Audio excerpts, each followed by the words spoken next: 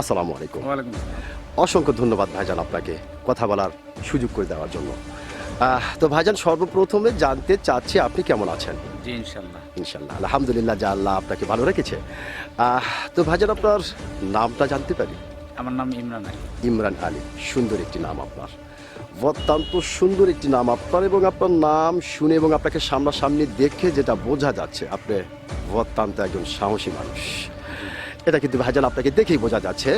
তো ভাইজান, যেহেতু আপনি বাংলাদেশের একজন সচেতন নাগরিক এবং বাংলাদেশের একজন সাহসী মানুষ, সেই ক্ষেত্রে এই বিষয়টি আপনার কাছ থেকে জানতে চাচ্ছি যে আমাদের বাংলাদেশ স্বাধীন হবার পর থেকে রাজনৈতিক বক্তব্যের মঞ্চ থেকে শুরু করে দিয়ে, ওয়াজ মাহফিলের মঞ্চ থেকে শুরু করে দিয়ে, যে যেখান থেকে পেরেছে বাংলাদেশকে ভালোবেসে কথা বলেছে, বাংলাদেশের অধিকার নিয়ে কথা বলেছে, তাকেই অকালেই মৃত্যুবরণ করতে হয়েছে।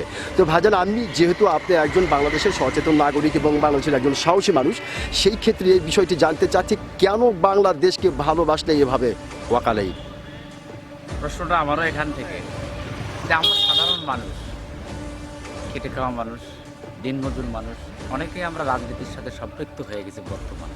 এর আগে বা আজ থেকে বিগত 20 বছর বা 30 বছর আগে এরকমভাবে মানুষ সম্পৃক্ততা ছিল না রাজনীতির সঙ্গে।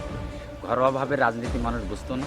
এখন ঘরোয়া রাজনীতিতেও পরিণত হয়েছে। অনেকেই রাজনীতি বোঝে, যে রাজনীতির কলাকৌশলটা কে কীভাবে কোন দিকে গড়াচ্ছে সেটাও মানুষ বোঝে। তাই একজন মানুষ যদি নীতিকথা বলতে গিয়ে তাকে যদি মৃত্যুর মুখোমুখি দাঁড় হতে হয়, তাহলে আমার তো মনে হয় যে আমার এই সোনার বাংলাদেশ, যে সোনার কৃতি সন্তানেরা স্বাধীন করেছিল, তাদের কৃতিত্বে আমরা যে স্বাধীন একটা সার্বভৌমত্ব দেশ পেয়েছি, এ দেশে বসবাস করে আমরা কি পাচ্ছি আর তারা আমাদেরকে কি দিয়ে গেছে, সেটা আমরা হারে হারে টের পাচ্ছি। এটা আর কথায় বোঝাতে হয় না, এটা আমার অ্যাঙ্গেলটাতেই বুঝে নিতে হবে। ওই যে একটা কথা আছে যে জ্ঞানী যারা বোঝে তারা শুধু ইশারা, তো আপনি ইশারা করে গেলেন যারা, তারা তো বুঝেই নিবে।